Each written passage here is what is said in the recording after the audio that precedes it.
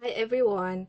This video is for online sellers na very small lang yung sales for the period.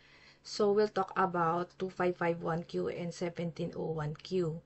So, I did one video earlier, I think 2 weeks ago. And maybe at that time, I was thinking na yung seller na to employed. So, hindi ko na consider yung 250,000 na allowable deduction.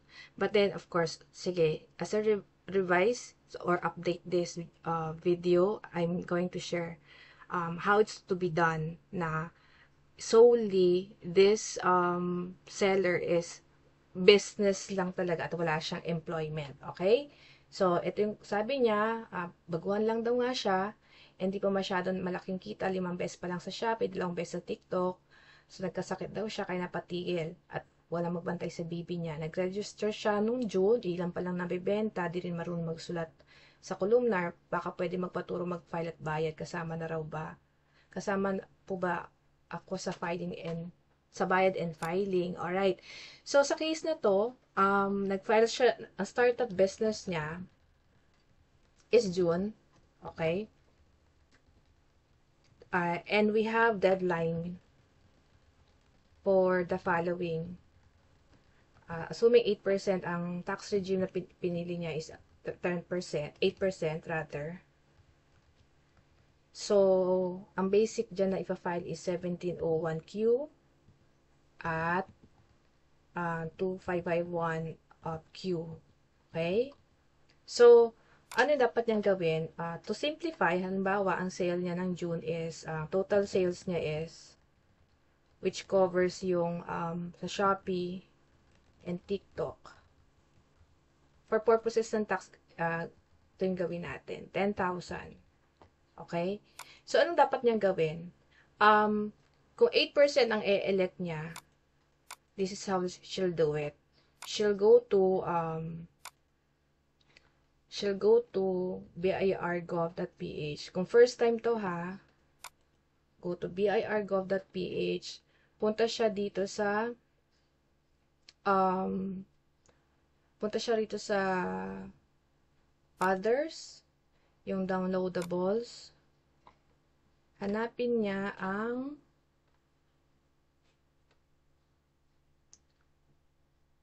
alright, I think dapat pumunta siya. Let's go ulit sa home. And BIR offline. EBIR forms. Okay? Sa EBIR forms, naglo-load siya.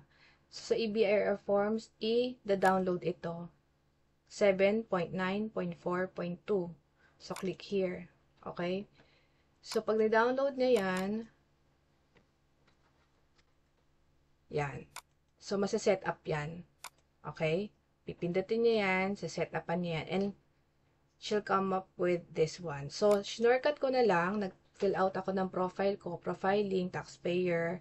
So, kung first time siya i-open, i-validate ng system, ito ba talaga yung TIN mo? And will ask for email address. So, sample lang to, TIN, RDO code, line of business, online, pangalan niya, sample 12, kasi last name, first name, middle name, registered address, zip code, phone number, sample, at gmail.com. So, maglalagay kayo dyan. So, kung first time niya, mag-fill out at 8% ang gagamitin. So, punta siya dito sa 1701Q version 2018. Tapos, i-fill out niya yun. So, so, if this is second quarter, which is due August 15, 2024, amend return no, tapos single proprietor. Of course, auto-populated na yan kung yan yung fill out Tapos, business income siya 8%, okay? Date of birth,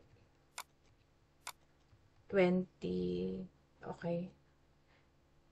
1980, halimbawa. Tapos, Filipino, okay? Tax credit, no. Sa pipiliin niya, 8%, okay? If this is first time, so, ang less risk at kung ganun lang yung business at para hindi rin siya mahassle paggawa ng financials, ang pwede natin i-suggest is 8%. Okay? Then go to next. Napag-usapan natin dito na sabihin natin 10,000 yung kanyang sales, total sales. So, pupunta ka sa schedule 2. So, dito tayo, 10,000. Alright? So, this is first time. So, what we can do here, ito. I missed this one, 250. Alright? So, lumalabas ito, wala siyang tax due. Okay? Pero kung siya ay employed, regardless of employed, may employer, regardless of magkano yung kinikita niya doon, hindi niya na maa-avail to at hindi yung pwede i-prorate.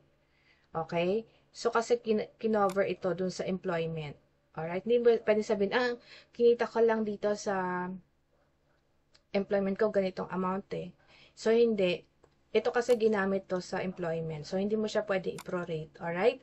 So, yan yung tax due mo. Wala ka nang babayaran. So, click next. And then, save. Okay? And then, validate.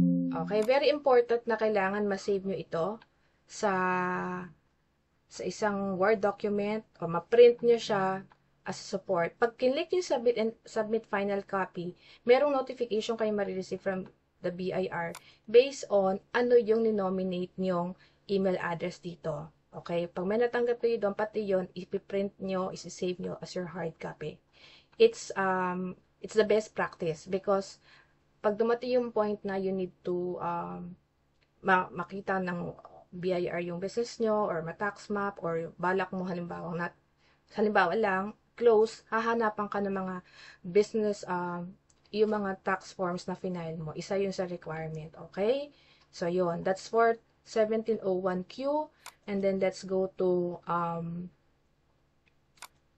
main screen. Punta naman tayo dun sa 2551. 2551. Ayan. Because inelect mo ang 8%, wala ka nang babayaran for percentage tax, pero it does not mean na hindi ka mag-file.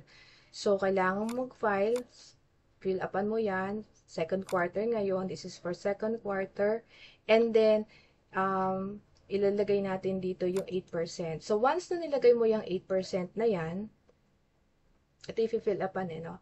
Auto-populated na yung iba. Once kinlik mo na yung 8%,